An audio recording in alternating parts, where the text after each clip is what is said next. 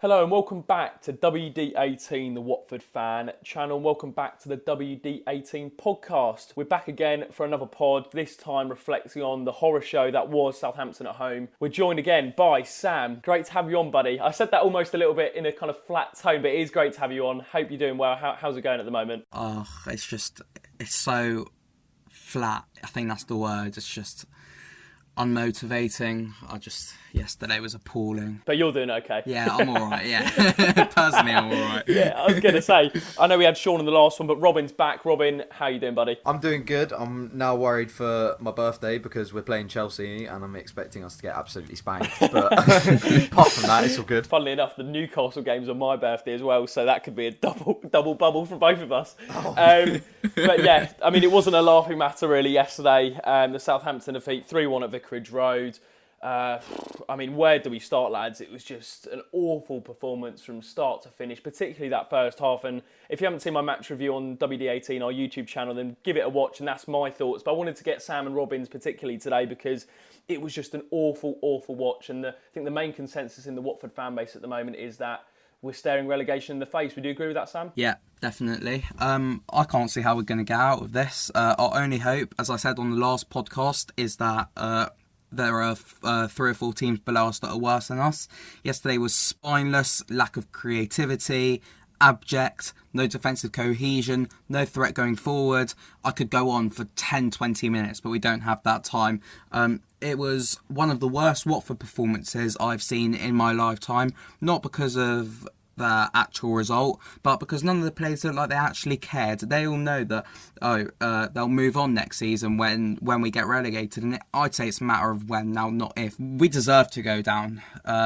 Relegation form, a relegation defence, a relegation attack. Again, our only hope is that there are going to be 3 teams that are worse than us, which we just have to hope that Bournemouth, West Ham and Villa and Norwich don't pick up any points. Robin, just touching on yesterday's performance, it just felt, again, the first half, I think in the 3 games we've had since we've been back, the first half has been so incredibly flat.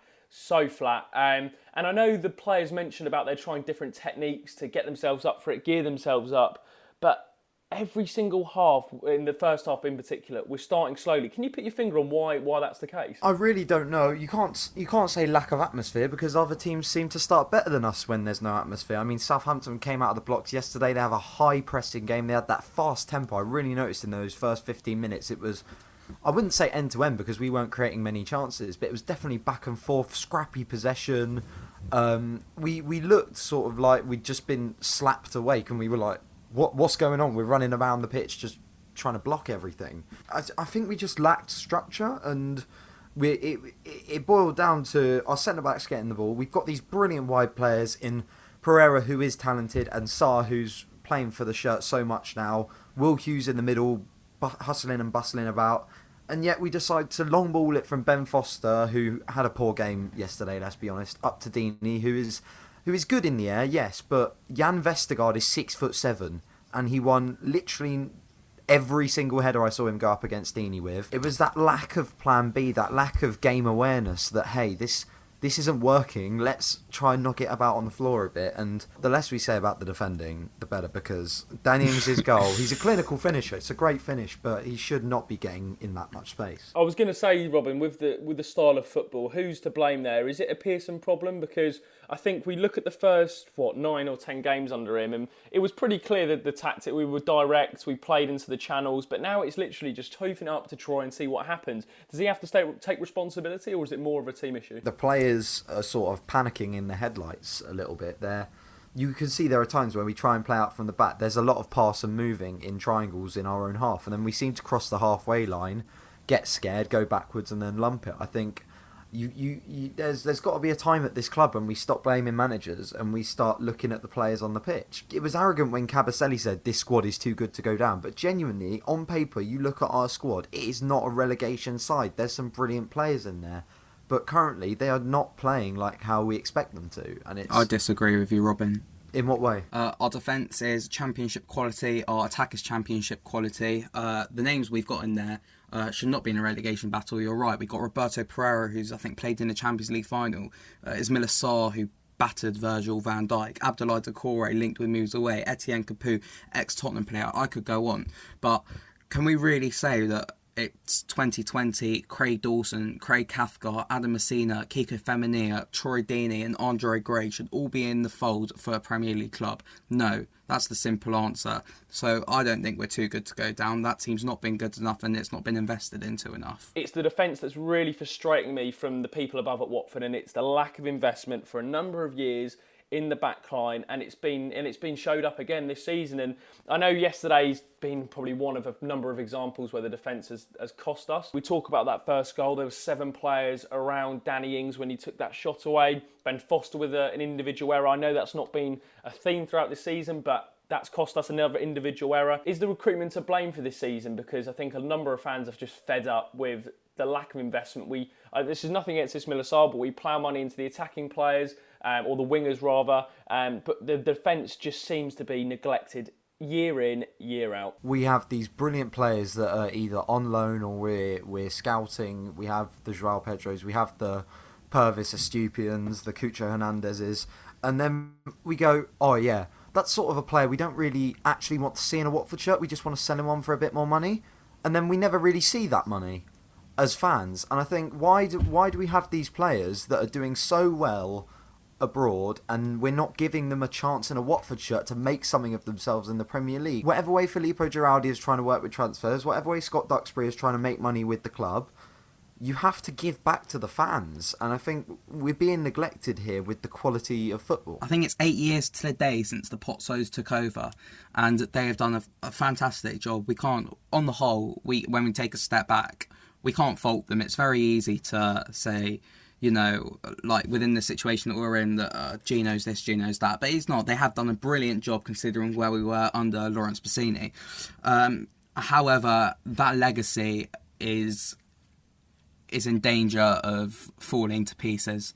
And I would go that far because as supporters, while we may not have a right to be in the Premier League, we have a right for the players to give 110%. We have a right for the recruitment to be correct, and we have a right for our matchday experience, be it at home or in the stadium, to be as fulfilling as possible, which it hasn't been for quite some time now. I'd agree that Filippo Giraldi, as I've said multiple times, he either needs to fix up or walk away. How are some of the players in the squad starting when we want to aim to be the best of the rest, as Scott Duxbury said at a fans forum a couple of years ago?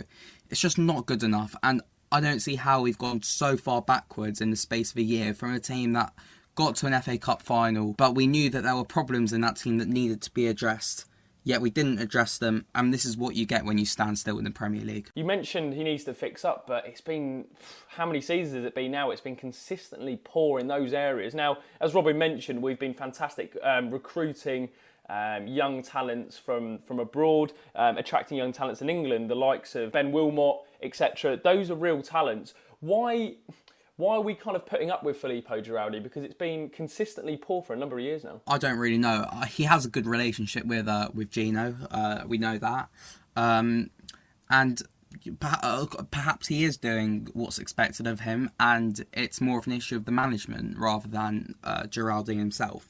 But, I mean, Jacob, you said it earlier on. Why are we investing that kind of money into Ismaila Sarr, which, brilliant signing, I've got nothing against him. Why are we putting money into the likes of De La Feu, Andre Gray, when since coming up from the Championship, I think the defence has always been a weak point, with the exception of that first season under Kike when we were pretty solid.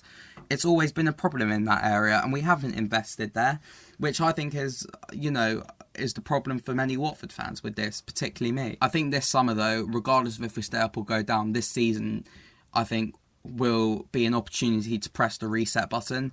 I could see a lot of comings, I could see a lot of goings as well. When you have your substitutions you're bringing on in the last few games be a 33-year-old Adrian Mariappa playing out of position at right back and a 36-year-old Jose Holebas yesterday being our best sub probably, you know there's issues. Like, I have no problem with either of those players, by the way. I'm just saying, as an example, they are not Premier League top 10 quality. They are Premier League relegation or championship quality players now, either because of their age or because where they are. Like, I'd happily have Adrian Mariappa as a substitute centre-back or as a reserve centre-back, someone who's more experienced and older to bring through the younger players, like Ben Wilmot, who's on loan at Swansea. But there is a reason we're in the relegation zone, and there's a reason why we are about to go down if we don't sort ourselves out in these next few games. Just touching on the overall squad morale. Now, I got the impression yesterday that Nigel Pearson was completely non-existent on the sideline. He's a manager who was brought in because of the way he operates, his man management style, the way he's barking up the touchline. Very different style to Kike and Javi in that respect. But yesterday was a real big moment for me because Nigel Pearson was not the same coach he was, and I'm getting the impression that the morale is just a lot lower and a lot than probably at the lowest point it has been under his tenure since he's been at Watford. It seems to be a consistent issue with the Watford head coaches this season. There's been 3 now, and the morale seems to have gone. The dressing room has seemed to have gone. Whether that's Nigel Pearson, I don't think it is. I actually think it's personalities in the dressing room. I think there's certain personalities that are running the dressing room and having a big influence over the whole morale. While Nigel Pearson is partly at fault, we now know that it is a player's problem, because if it was a managerial problem, then when Javi left, then it would have improved under Kike, and the players threw Kike under the bus. And if it was Kike's problem, then the problems would have been solved under Pearson. But it seems that the players are throwing Pearson under the bus now as well. We know that there's certain players in the dressing room who like to talk in the media, rightly or wrongly. We know there's certain players who like to say certain things about the team in general, and it appears that those players are key in instigating the mood in the dressing room. If they're playing well, then the team plays well. If they don't play well, then the team doesn't play well, and that's reflected in those players' interviews. The players need to look at themselves, particularly those leaders in the dressing room, because it's becoming apparent more and more now that this isn't as much a managerial problem that we thought, and more that the players have serious attitude problems, which we'll come on to later in Andre Gray, Chalobah and Keita. Whether I think Pearson's lost the dressing room, it's hard to say whether he really even had it. I know he had that new manager bounce, but the players seem to be playing for themselves there. They were running for every ball.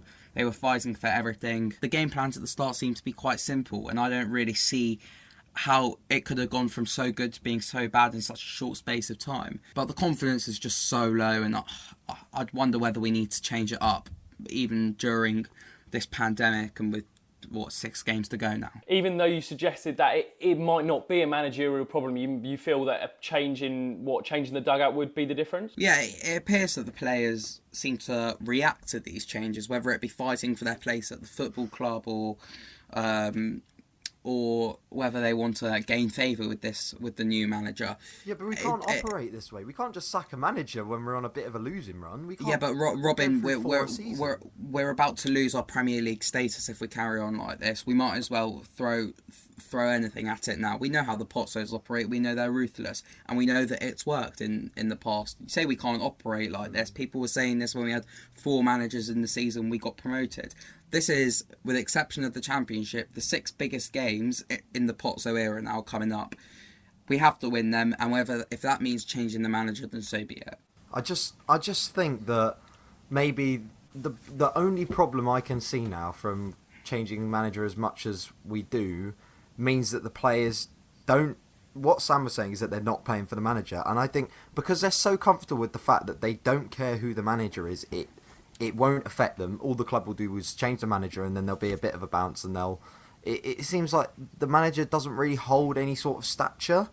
Like as good as Pearson is as a psychological coach and as a man manager, I don't think he can hold that much stature in the dressing room, because he's not an Arsene Wenger. He's not of Alex Ferguson. I mean, you look at this style of manager that used to come and build a club for 5 years, get average results, not do too well, and then suddenly those 5 years pay off. I mean, you look at when David Moyes spent all those years at Everton, he really brought them up to a sort of club that was challenging for Europa League. And now, I mean, you see what Ben Foster said that we've been reporting on WD18. It seemed to me that there was a lot more energy around the place three months ago.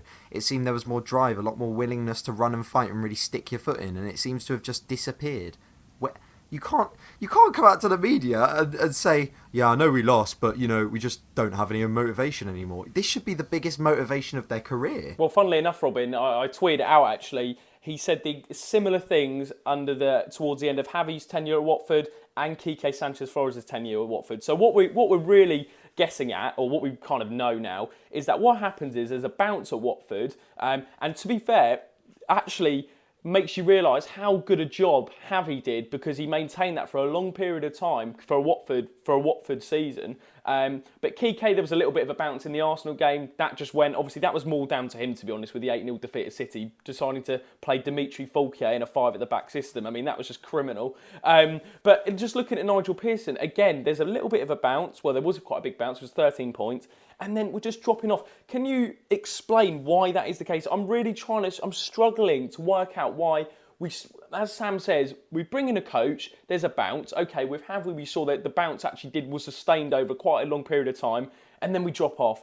Every single time under a new head coach, we start well, drop off. And in Nigel Pearson, it's happened again. I thought we'd be able to sustain it. It seems like we haven't. And with the games that are coming up at the moment, I'm not very confident that we can get out of this situation. After the new manager bounce, we seem to have a couple of games where things don't go our way, when we don't necessarily play that badly. I look at the Villa game. There were a couple of games around that at Brighton, where we didn't necessarily play that badly, but the result didn't go our way. Stupid individual errors that threw away the points. Now, that's when things start to go badly. The players just don't seem to trust Pearson to bring it back. But when things are going well, they're all happy with Nigel. We saw the same thing with Javi when we were getting to an FA Cup final. All the players appeared to, be happy, smiling, playing football freely. But as soon as things started to go badly under Javi, things started to fall apart. Same thing happened with Kike. Same thing happened with Walter Matsari. Same thing happened with Kike's first reign. And I'll even go back to saying Gianfranco Zola. It just seems there's a whole mentality problem within the dressing room that as soon as we start to lose results, players seem to lose faith in the manager, which, in some cases that is justified, but in some cases they just look like they can't be bothered and they're not even trying anymore, which isn't good enough, and we've got a right to expect more as Watford fans. To be honest, Sam, if they did, it wouldn't surprise me. I'll be completely honest. It wouldn't surprise me if we got rid of him. But again, it goes back to the decisions. We go back to the start of the season. I feel like this game has just triggered so many different emotions, because I'm just so baffled with, number one, the way we panic sacked Javi. It's split opinion at the time. I didn't know really whether it was the right decision or not. I thought it was a panic move from Watford. It seemed like it was. It completely wiped away everything that Javi had built at Watford Football Club. We then bring back Kike for nostalgia. It just didn't work. I didn't really understand why we brought him back in. It was backwards. It was so defensive. And we brought Nigel Pearson in. I'm not saying that was the bad appointment. That's the better one out of the two. But it goes back to the decisions upstairs from Watford. It has not been good enough this season, from transfers to managerial appointments. Not Nigel Pearson as of such, but we shouldn't have to bring someone like Nigel Pearson in, and that's no disrespect. But we brought him in to save us. Right, this is not the long-term plan that the Potsos had planned to bring in Nigel Pearson. They wanted to build something under Javi giving him that long-term contract. I don't know whether contracts mean anything these days, but they gave him a long-term contract because they backed him, and then they panicked with Javi. They panicked bringing Kike back, and ultimately, when we look back on the season, those 9 and 10 games we had under Kike Sanchez-Flores could ultimately cost us our Premier League status, and that will go up, and the blame will point upstairs to the likes of Giraldi, Scott Duxbury, and ultimately Gino Pozzo. Because so Jacob, let me put this to you: if we'd got Nigel Pearson or a non-Kike manager, then do you think we'd be a lot safer now? We'd be safe. Do you think we would be safe? We'd be safe. I genuinely believe we'd be safe, because those 9-10 games was just a complete waste of time for all involved, and Troy even admitted that. He admitted to it in the From the Recruitment podcast. If you haven't listened to that podcast, make sure you do. And he said that it felt like we brought him back for nostalgia. And that's what we did. We looked at that 2015-16 season, thought, you know what, let's bring Kike back because he can potentially get us out of this mess. And those 9 or 10 games, I think we'll look back at the end of the season, whether we stay up or not, and think, you know what, we either got away with it or it's cost us, because those 10 games were just a complete waste of time for all involved. Right, I know we've gone a little bit off peak with the podcast. We're going to draw it back to that Southampton game yesterday and just have a little bit of a discussion about it. We mentioned how slow we were in the first half. We're going to talk through the goals. Sam, that first goal, how poor was it defensively? Because I mentioned in my match review, it was 7 players around Danny Ings. And Danny Ings, a brilliant striker, a player who I'd love to see in a Watford shirt. Well, I would have liked to have seen in a Watford shirt, obviously. 20 goals for him this season. He's a prolific striker, a striker that we've been crying out for a number of years at Watford. But talking about the Watford defence, just overall actually, not even that goal, I said it in my match review again, we're just getting used to these individual errors. Foster, Cathcart, you could even blame for the first one. There's a picture I saw of a good view of it, actually, of I think it was 6 players standing around Danny Ings, none of them making a tackle. That just speaks for itself, really. Cathcart flat-footed, Dawson all over the place. None of them really just even tried to get near him. I keep on saying this. There's a big difference between physically not being able to get near him and not trying to get near him. If the players were actually, throwing themselves in front of the ball, then okay, if it goes in, a bit unlucky. But the problem is it wasn't there. And, the individual errors over and over again, we'll keep on talking about it. I counted it before. I should have brought this up earlier, actually. That I've counted 14 games this season where we have dropped points because of individual errors. That's not going to keep you in the Premier League. And we're going to have to improve on that in our last 6 games. Now, Robin, I know you're a goalkeeper. Ben Foster, for a distribution for the second goal, we all know he's at fault for it. The third goal was where I wanted to get your opinion on. As a goalkeeper, was his positioning wrong there? Do you felt it should have been more to his right-hand side? It was definitely a weird one because I think Ben Foster's been brilliant for us over the past 2 years, and he's definitely saved us a lot of points. I mean, you look at Sheffield United away on Boxing Day, but I think yesterday something was off with him. I'm not sure, especially with that free kick. I mean, it reminded me almost of when Payet scored against Wayne Hennessy. That sort of free kick, he had a lot of men in the wall and he was really far over on one side of the post, and he was clearly saying to James Ward-Prowse, I think he was so confident that James Ward-Prowse couldn't get it over and back down past the wall that he would have had to go round it. But I think he definitely had a lot more room to stand more centrally and still be able to cover his near post where there wasn't the wall. If you look where Ward-Prowse puts the free kick, because there's such a big gap, he just hits it really powerfully and trusts that it's going to dip. He doesn't focus on putting it right in the far corner. And definitely, if Foster's is a few steps to his right, he could definitely get a hand on that. That's what happens when you have a set-piece specialist in your team. And we've lacked that for a number of seasons now, ever since Alman Abdi and Daniel Tozer left. Do you think this is the light bulb moment that Troy was talking about, or do you think it's far too late? No, I was very negative at the start of the podcast, actually, about our chances of staying up. I mean, it's not too late. But I just don't see where that spark is going to come from, of where we're going to pull it back. The players just don't look motivated. They don't look fit. I mean, that's partly not their fault. But they just don't look up for it in terms of what is one of the biggest periods in the club's history. Where that light bulb moment's going to come from then, I don't know. We're really missing Gerard Deulofeu. We're really missing just something. Even if we can't put our fingers on it, which we've tried to in this podcast, it's so hard to tell where we're going to get these points from. Gerard Deulofeu's been a massive miss on that left-hand side. To be fair, I know Roberto Pereira's taken criticism, but he wasn't at fault for the performance yesterday. I know he scapegoated quite a lot, but he was much better. And we have to take our hats off to Pereira when he does improve. It still wasn't amazing, but it was definitely an improvement of what we had seen. In terms of what you mentioned about Troy, I wasn't a massive fan of the interview last week. I thought it was pretty half-baked. It was, just not... I know it's not what we want to hear, but it was just really concerning, actually, that we still needed a light bulb moment. At the time, 31 games in, just 1 point above the relegation zone, which is still the case after 32. I was more of a fan. I think we have to give praise to Will Hughes for coming out yesterday, and normally it's taken upon the more senior players. I guess Hughes has become one of the more senior players, but the likes of Troy, the likes of Ben Foster. Will Hughes gave a really frank, honest interview, and you can tell he was hurting, and I really did appreciate that from Will Hughes, because we were all feeling so low. I'm still feeling low the morning of the podcast, and you felt that Will Hughes did really care when he was doing that interview. I think that was good to hear, especially from him, someone who didn't have his best game yesterday. He's been very good for us this season, probably one of the players of the season. But yeah, really thought that interview was good from Will Hughes. He was professional, someone who wasn't, and 3 other players who weren't were Andre Gray, Domingos Keener and Nathaniel Chalobah. Reports coming out by Adam Leventhal, an exclusive, that Andre Gray hosted a 20-person party at his house. This is, the three of us, we are all very post-Graham Taylor supporters, very much so. But I think we all know that is the exact opposite of what Graham Taylor would have wanted from his players. It is the exact opposite of what Watford Football Club and their family values represent. And it's the exact opposite of the support that Watford gave the NHS during this pandemic. I won't be surprised if we never see particularly Andre Gray in a Watford shirt ever again. I mean, it's a big call, but it really wouldn't surprise me.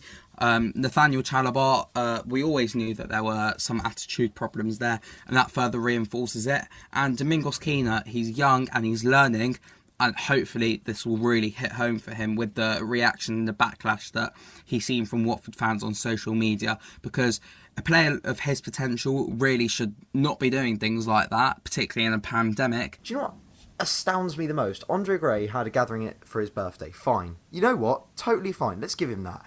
The fact that he's then got to put Instagram stories out, filming everyone there to his thousands and thousands of Instagram followers, that's what's absolutely made me furious. The fact that he thinks maybe he's so arrogant enough that he can get away with it. Like, what if he hadn't put anything on social media at all? Fine, it's putting the squad at risk. I do totally admit that, and that's not a good thing to do. But have the common sense to not go and publicise it yourself. Like, that attitude has just left me. It's staggering. It's honestly staggering. In terms of Andre Gray, I wouldn't be surprised if he leaves this summer. Do I want him to leave? I think it's probably just the best that both parties just go their separate way, because he hasn't had a great time at Vicarage Road since he came in for £18.5 million. I do feel he has been mismanaged, but I think this is probably the final nail in the coffin in his Watford career, this incident, because for him at 28 years of age to do that, to think he's above the football club, to think he's above the law, to post it all over social media, it's just inappropriate, immature actually, and unprofessional. So I think it's probably best that we part ways with him this summer. It's such a shame though, considering, you know, he came into the club with so much, I don't know if potential is the right word, but he'd scored a hat-trick for Burnley the previous season, and you know, we knew what we were going to get for him, hopefully, which was going to be goals, and we just haven't had that. And you know, the same goes for Nathaniel Chalobah, which you said earlier, that he has so much potential still.